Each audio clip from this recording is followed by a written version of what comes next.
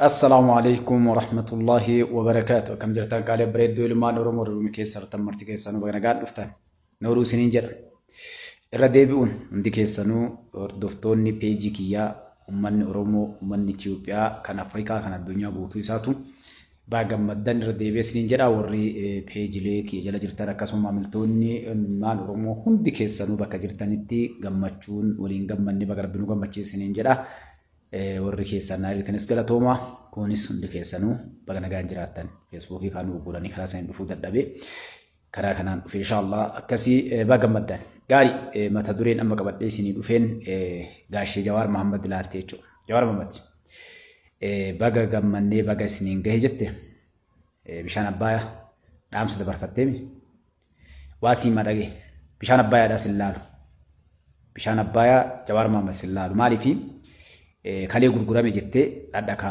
eenyutu deebisee bishaan Abbayaadha adda kan ati baga isiniin gahe jettuun wajjin ta'e hidhuun dandeettanii hin jenne kalee dandeettii ittiin qabdanii beekumsa ittiin qabdanii godhuun dandeettanii wanta dhibba takka dubbachaa turte abbaan kan kee mallastu osoo jiraatillee godha jechaa turteemi dhiifama tayyadha hidhame bishaan Abbayaadha.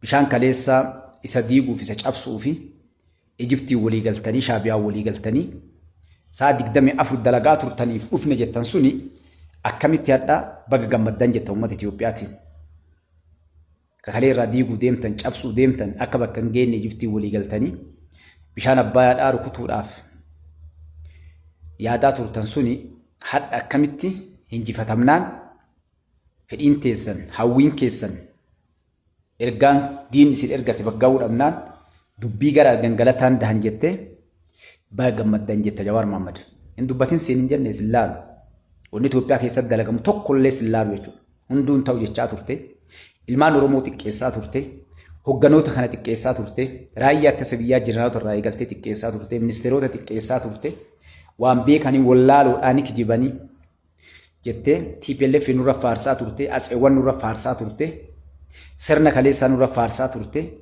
warra ilmaan Oromoo hadhallee fixaa jiru faandoo walii galtee faannoo taate nutti as deebitee kaleessuma dheengadduma kan miidiyaalee feesbuukilee warraa irra dhihaatte nu xiqqeessaan turre mootummaa kana xiqqeessaan turre hadha eessaa dhufte eenyuti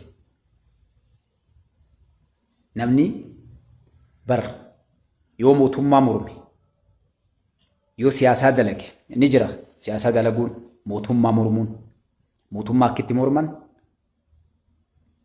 ciraacha laafaa mootummaan sun qabu dadhabbina mootummaan sun qabu qeeqaatti dalaggaadhaan ummata dalaganii ummata as bahan malee dhibbaa dhibbatti mootummaa san arrabsaa wallaalaa jechaa garuun dhaqu jechaa ergama waan dhibba takka awwaamaa mootummaa mormanii gadi hin gaane jechuudha. Ati jibbaa Oromoo qabda. Jibbaa saba kanaa qabda. Diina Oromooti ati. Namoonni jabaa keenna goota keenna siin jedhan.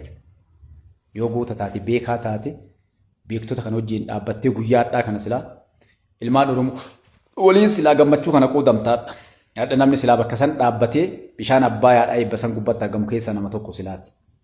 Garuu waan kalee dubbatte waan kalee daladde waan dalagaa turte haa kalee galgalaatitti of duba deebi'uuf laal maal keessa ture maal dalagaa ture eenyu waliin dalagaa ture gahee keessaa qabdaa bishaan Abbayaa keessaa bishaan Abbaa keessaa gahee qabdaa yaadaan gahee qabdaa qaamaan gahee qabdaa wareegama bishaan Abbayaa irratti ilmaan Itoophiyaadhaa kafalaa turan raayyaan ittisa biyyaa kafale diraayiveroonni warri gartee makiinaa gurdaa fe'aa oofan warroonni achi dalagan ummanni keenya kafale kafaltee guyyaa takka. Kanaaf yaa Jawaar Mahammad kaleessiidhaan lakki dhiisi waan saba kanaa waan gartee biyya kanaa abbootii dhimmi ilaaluuf dhiisii siin jenne jechuudha. Abbaa dhimmi ilaaluufi dhiisi. Akkuma abaartetti akkuma balaaleffattetti dhiisi malee adha baga gammaddanii baga injifattanii jechuun kan kee eenyuun sifaa abar diinni Abbayaadhaa namni abbaan akka hin hidhamne Ijiptii wajjin dalagaa ture namni saa 24 dhufne dhufiitiin tantee bar bishaan Abbaa hongeessu mootummaa hadha isin injifate kana hongessuudhaaf dhufne jechaa turte jechuudha. Kanaaf bishaan abbaa qofaafuun katabne hadhallee ololoota keessatti oofte qabda. Dhaamsa dabarfatte qabda. Baga isiniin ga'e baga gammaddan uummata Itoophiyaa qofaan hin jenne. Osoo hagas qofa jettee dhiiste xiqqoo ni fakkaatti. Hin fakkeessinellee hadhallee. Maaliif dhukkuba si keessa jira? Dhukkuba si keessa jiru san tufte hadhallee. Dhukkuba si keessa jiru tufte. Guyyaa gammachuuti bari yoo silaa gammachuun si dhagamte hadhaa yoo gammachuun si dhagamte baga gammaddan jetteet bira kuttee waan biraa silaa katabda bakka biritti. Peejima san irra fuudhuma san irratti baga gammaddan jalatti summii tantee dhukkuba kee tufte jechuudha. Eekaa akka keetitti uummata qabachuu barbaaddaan akkasiin qabsaaf godhuu barbaadda. Dura waa'ee qabsoo baradhu akkatti dhaamsa dabarfatanillee akkatti uummata qabatanillee akkamitti akka mootummaa mormanillee kilaasii seentee barachuus keessa uumamaan hin qabdu kaa. Wanni barumsi ka guyyaa keessa baratanii kanaan fayyadu. Barumsa uumamaan qaban kennaa rabbi namaa kenne hayyummaa ilma nama guddaa ilma hayyuu ganda hayyuu keessa beekaa keessa dhalachuudha. Guddachuu. Wanni beekaa nama godhu garii namaa kutaa laakka'uu si'a. Neevar ever. Kutaa laakka'uun sii dabala. Beekumsa uumaan qabdu hayyummaa kennaa rabbi sii kenna irra sii dabala malee yoo kennaa rabbi ganama siin kennin haga feete osoo baratte garuu dhattu. Miiliyoona agastu barate addunyaa kana keessatti. Nyaatee dhuguu mindaa isaa fudhatee galuu ilmaa isaa guddifachuu malee fingarpiriintii kaa'uu hin dandeenye. Irra guddaa warra baratee warra fingarpiriintii yookaan ammoo ashaaraa osoo hin kaatiin addunyaa kana gubbaa galee jechuudha. Maaliif? Barumsa guyyaa keessaa qofa barate. Wanni nama barbaachisu uumamaan ilma hayyuu ganda hayyuu keessa saba beekaa keessa guddachuu. Tarbiyaa yookaan ammoo ijoollummaa irraa namni abbaan haati iskuula. Haati nama guddisuu, abbaan nama guddisuu, ardaan gandi ollaan keessa guddatan ganda beekaa ta'u. Kanaaf wanna hedduu si'aaf of duuba deebi'i qoradhu baradhu gaafadhu manguddoo jirra. Kanaaf wanni gabaabdumatti isin jechuu barbaadu. Dhaamsi kee kun hadha Jawaar Mahaammad warra isa fakkaatuuf warra hadha nu wajjin buxxuuluu barbaadu, warra hadha nu wajjin utaaluu barbaadu, warra nu wajjin gammaduu barbaadu. Isin dabarte. Nu ajjeesuu barbaadaan turre kalee maal nurra daladdan? Mootummaa kan wajjin dhaabbachuuf haqa teennaaf dhaabbachuuf mirga keennaaf dhaabbachuudhaaf waa meeqa nurra dalagan? Gocha meeqa nurra daladdan? Morka keessan bar gochi isin nu gootan akka morkan, akka jabaan, akka waan qabne irra ciccin, akka waan jenne bakkaan geenu nu godhe jechuudha. Galatooma Jawaar Mahaammad keessaa galatoomati. Waa hedduu akka daran jabaanne cimne gaara ba'uun dandeenye hunda yeroo silaa baanuun duratti akka baanu nu goote jechuudha. Waan silaa yeroo dheeraa nurraa fudhatu yeroo gabaabduu keessaa akka xumuru nu goote. Galatooma. Booranni uleen daalleef daafanaan yookaan ammoo jechiin jecha gara bireetti gara yookaan arsiitti garaatti uleen gowwaaf sodaattuun namaan dhahu nama jabeessaa jedhe Booranni. Gochi keessan nu jabeesse. Warra haqa kanaaf dhaabbate dhugaa kana waliin dhaabbate wareegama barbaachisu kafallee bakka jenne akka geenyu nu godhe jechuudha. Kanaaf baradhaaf duba deebi'aa laalaa maal dalagaa jirra? Eenyu waliin dalaguu jira? Eenyu irratti dalagaa jirra? Namootuma bututtuu waan gartee sodaachisanii iyyanii karaa irraa deebisan akka wayyaanee sana akkas seetanii akka sirna kaleessan seetanii sirni hadhaa isaa miti. Warra itti iyyanii karaa gubbaa deebisanii miti. Warra yoo itti iyyan jabaatu. Warra yoo itti iyyan nama hin dhageenye. Warra hojiitti amanu. Warra sodaatu miti. Warra gartee gad jedhee shushulee yookaan ammoo dhokatee waa dalagullee miti. Dhiira walirraan hafneetu hojii seenee hadha. Bahaa dhiyaa kaabaa kibbaa jiddu galeessa. Nama xiqqaa jagnoota hayyoota beektota warra murannoo qabutu hojii seene. Never ever kaayoo hadha abbichuun dhufeen irraa deebisuu hin dandeettan. Hin ifaajinaa. Yeroo keessanillee hin gubinaa. Hin deebu waraabessi gaangee nyaatee laman deebu coomni gaangee jedhe. Uummata Oromoo saamanii nyaachuun saba kana siif akkas ta'e jedhanii suufa ittiin uffachuun, farshoo ittiin dhuguun, mana ittiin ijaarrachuun, xiyyaara ittiin yaabbachuun, hoteela qaqqaalee addunyaa keessa deemanii ittiin bashannanuun haga duraan dabarte jawwee. Lama gartee nan koobanii jetteedhaan takfiin bakka takkatti. Oromoon lama gartee hin sobamtu. Dhiirti jawween yeroo lama hin ciniintu bakka takkatti. Kanaaf bishaan Abbayaa xumurame, Asabtu itti aana, jallisoota hagas muummichi ministeeraa kalee dubbatanii jiranii piroojeektii ati yoo dhageette gartee dhageettemi ati gaggabdee lafa dhuuftu san maal fa'a?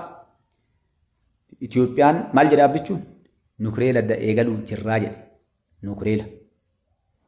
Gite jawwee warri ati wallaalaadha jettu homaan beekanii kutaan laakkoofnis iforisi fakkaataan jedhan ergamtoonni Egypt, ergamtoonni Shaabiyaadha, ergamtoonni TPLF nafxanyoota sirna kaleessa hundi keessanuu dhagaa ganaa dalaga inshallah ganaa wanna gartee addunyaan tun daladde olitti addunyaadhaaf akkuma biyyoota birii namni faarsu gartee biyya akkasii akkas daladde akkas gooteedhaan san inshallah rabbi biraa taate nullee waan haarawa teknoolojii haarawa dalannee gabbaasuu deemne inshallah rabbi biraa taate. Kanaaf akkas waliin beeknu bara waliin beeknu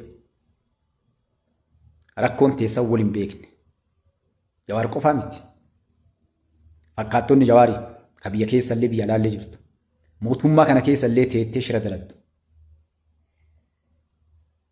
dhugaa nama qabate irratti duultan hundi keessanuu dhaamsi kiyya guyyaadha mata dure Jawaar maamman malee hunda keessan jechuudha warri hadha saabbichuu irratti duulaa jirtan mootummoota naannoo keessa teettanii federaala keessa teettanii qe'ee teessan ganda keessan teessanii nama badhaadhina wajjin dhaabbateef hiriyaadha uummanni Oromoo argate saba kana hoongessuuf akka kalee diinni nuun jedhe godhuuf warri sa'a 24 daladdaniif dhukkubni summii tuuftan hunda keessan laalte dubbiin tun jechuudha. Kanaaf biyya qabnaa alhamdulillah adda biyya santiraatillee abbaan biyya tana bulchaa jiru nu ilmaan Oromooti. Alhamdulillah haqateennaaf falmanne akka keessan adda wayaa keessaa yaaneetii miti qabsoo Oromoo kalee ganama gogaa jiidhaa nu ijoollee daa'immanii itti duunne. Sinigalee fakkeessaaf hin dhufne. Ardhallee yeroo teennallee waan hunda gannadhee saba kanaaf waan kaleetti ifaanye san ifaajee teenna san bakkaan ga'uuf saba keenya roorruuf cunqursaa jalaa baasuudhaaf kalee qabsaa'aa turre san jalaa baafnee hadha immoo misoomsinee uummata keenya addunyaa qixxeessuudhaaf sa'a 24 dalagaa jirra jechuudha. Yeroo kennallee qabeenya kennallee waan hunda itti gunne akka keessan uummata saammachaatii miti. Akka keessan arraba lama qabaanne arraba lamaan gartee jiraachaatii miti. Tokko qabna arraba. Inni sun ka qabnu dhugaadhaaf qabna. Kiisha Oromoo harka kaa'uufii miti. Ayyoo Oromoo irraa sabbata irraa gartee waa hiikkachuufii miti. Diinaa lukee taanii ergamuufii miti. Dantaa mataa keenyaa dhiifama. Dantaa mataa keenyaa yookaan hangoof illee miti. Dhugaa sabni keenyaa dhabe sabni keenyaa hadha argate jabeessinee isii Oromoo kalee Oromoon ufiyyoo waliin galtuu biyya diigdi malee biyya ijaartu jedhan Oromoo wallaaltuudha nuun jedhan kadhatti Jawaarillee nuun jedhu san nuti warra biyya diigu osoo hin taane warra biyya ijaaru maaliif biyya teenna biyya ofii namni hin diigu Oromoon biyya ijaarti malee biyya hin diigdu